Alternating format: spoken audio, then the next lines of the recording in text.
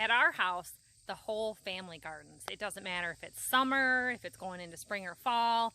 We even all help decorate the house during the holidays and any kind of winter sort of things. Anything we can do, everyone participates. We've showed before Murdoch's garden. This is all his pumpkin patch. I used to always have pigs here for breeding. We didn't raise any pigs after we sold off the last batch. Murdoch decided that this would be a good garden space because, of course, we're out in the country and we have deer. Look at what a successful gardener he has been. These vines have been growing and growing. They're taking off outside of the garden. There's one behind me here and it's going off this way. We had originally had all of this area for our garden, and of course the deer, they like to get in there too. Today's project for me has been harvesting some things. I've already gone through and harvested all the onions, and today I'm working on the elderberries. Elderberries are also known as sambuku, and when they are purple, almost black, they are ready. And these were ready a couple of days ago and I was busy working, so the birds have been getting at them. Just to show you up close, this is an elderberry up close. They are little, they have a seed in them, so there's not a lot of berry. You can run them through a juicer and make elderberry juice for like high zinc cold and flu remedies. It's really good. When they've got a lot of green in them like this, they're not quite ready yet. So I'll leave that one there for the birds. They've already picked off most of the mature ones off of it anyway. And they're a hollow stem.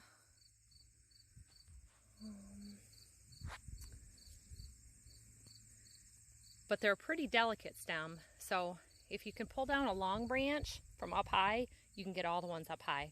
And to pick them is a real big mess. So I just cut them off and let them drop right into a bucket. So Jack took over my project of removing the elderberries. We got about 2 buckets full, and like I said, they're normally much heavier filled up. So you just roll them off with your thumbs, real easy. If you pick at them, you start getting too many like chunks of stems, and then they don't get separated from the stems. We don't want that. So I already went around for Trey and got the clothes off the clothesline. Our apple trees, we had quite the rain during the night. I filled up about 2.5 buckets of apples, and they're still falling. There's another one. So we just pick them up. If we have pigs, we feed them to the pigs. Right now, no pigs, so we're feeding them to the cows. And he's getting the lawn mowing done. This is all stuff that we did hand push mowers before. So it's been real handy to have.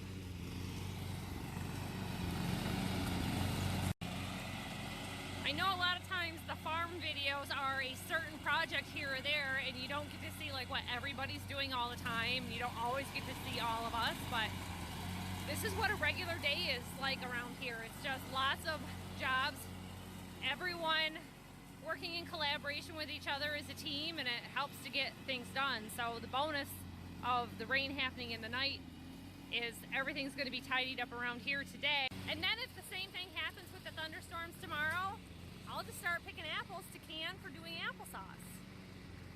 That's the nice thing about a backyard orchard and with hay. Everything's growing, everything's turning into something while you're doing another job. So with the boys, they're helping with all that. You got to teach these kids to help out and have a hand in everything because there's so much to do. And some days can be leisurely and other days you're pushing. Here is our Dodge D250 Revival for you.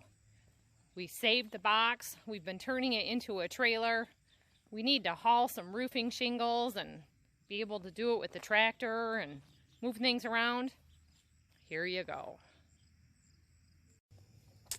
Well, some of you might have been asking, what has been happening with that hay wagon? Well, we kept thinking about the short hitch, it not setting right, and actually setting on the tires at sometimes. We've used it around the farm locally. We decided after studying and looking at it very closely, everything was added later. This part right here is the original back hay rack. Somebody added it taller to make it into a kicker wagon. Well, so much extra shoring up and bracing over the year, we decided go ahead and take it apart. So little by little this week, this is what he's been working on. He went ahead and turned this Dodge box into a trailer. He's been doing some torching, cutting, welding, and then today fabricating a wooden extension box so that we can haul firewood, scrap metal, and garbage. Look at that. We can even take it to go buy some little piggies. You could probably even put a little calf in there, huh? Yeah, we have to put a board in the back when the weight of this pulls the side down. Yeah. Over there. Like, the hinges are strong. It doesn't do anything when you have it like this. Yeah. Right? It's perfect. But when you lean it over, so just because the back of the box is weak, so we went and got one more board, the last board we have off that wagon. Oh, I think a top board, and we'll put it across the top and strengthen that. So good idea. Then it'll be real good. Good idea. So I will get with you on another day and show you what we're doing. Well, this is my first experience with fence and barn paint. It's more orange than it is red. He wanted it to be red to be a little bit higher visibility if he's to go out on the road. And it could be just the stuff that we got at Menards. I'm used to Rust-Oleum paint or Behr paint, mostly. But I paint with all kinds of stuff. It's very thin, very watery, already diluted for a sprayer, I assume. It's almost like primer. But a little transformation going on. I told him to keep his hubcaps, so he took them off. He's gonna paint them a new coat of silver and hit the bumper with some silver for visibility, and probably do another coat overall on the truck bed. So after the fact, as I'm inside of the box, I painted the inside and the top. He painted the outside.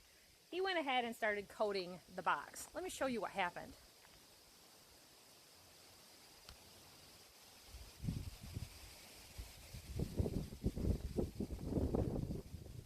So it did not stick to the metal at all. Look at that. So I look up early this morning. We had a bit of a thunderstorm last night, and it was hours and hours after we had painted. It had plenty of time for drying. I kept saying it goes on almost like stain. So I look up about fence paint, and it says, well, barn and fence paint. It said on some websites for specific brands, use something else for metal. And I kept telling him, it just doesn't feel like it's sticking at all. I mean, yeah. I told him, take a scrub brush or just power wash it back off. We'll do the rusty metal, Rust-Oleum primer, and coat it with like bright red like we do with the fuel tanks. And maybe this would stick to primer, but it's not worth trying to find out again. And he went ahead and did the frame in black. That's looking real good. And oh, it rained. The wheels got put in last night, so he'll get those back on. Sometimes we fail, but we tried. Alright, so I am giving it a once over with some primer after a thorough power washing to see what more would loosen up or come off of it. Actually waited 2 days from doing other projects and hoping somebody else would take over this one. No one volunteered or showed up. I was home doing applesauce today, and this was a great project to do after that, to get outside and get some fresh air. All right, I think we are in good shape now. I did a little scratch test on it. It seems to be stuck really well. This was just brushed on. It's the crappy old Dodge box. There was a video recently of resurrecting the Dodge. This is the resurrection of it. We are going to use it as a trailer. I'm not worried about the inside because it is just going to get ruined. The fence paint should be good enough for the upper section. Maybe eventually I'll throw on a second coat, but this is just leftover red paint, Rust-Oleum Professional, from doing fuel tanks around the farm. We wanted it bright red. He's going to be hauling it behind his John Deere tractor, and with the tractor, if he goes out on the road at all, it can blend into shadows. So I wanted this bright red.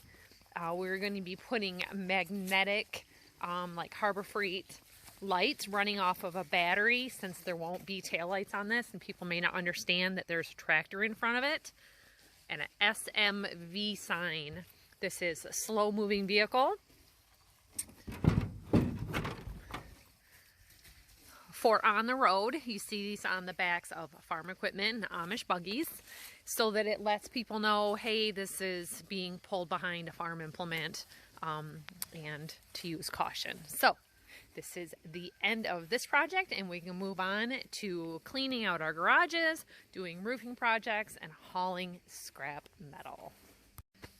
So the hitch design is really great because we can use it behind a vehicle, we can use it behind a tractor, and he really did some fabrication and welding on all this so that it can be used for that. We're always trying to save a buck around here, and recycling is a good way to do it, repurposing. So we're going to put this to good use, and in the meantime, you can go over and watch those playlists and see what else is going on around the farm. See you next time. Bye-bye. Action. Wait, Mommy. Uh-huh. Whoever was gonna watch it, told they're so clean because my little brother George cleaned them with the hose. All right, everybody. Georgie's been here working on his tractors. He's our little brother in the house, and he has cleaned up his old John Deere tractor that belonged to his brother. This was his brother's, and it's been in storage for years. This is the one that his other brother gave to him and used, and he's pretty well outgrown this, so he's cleaning it up. We're testing out some batteries and see what we can do to get things going again, right? Yep. All right, we'll be doing some tractor repairs of the little kinds. Good job.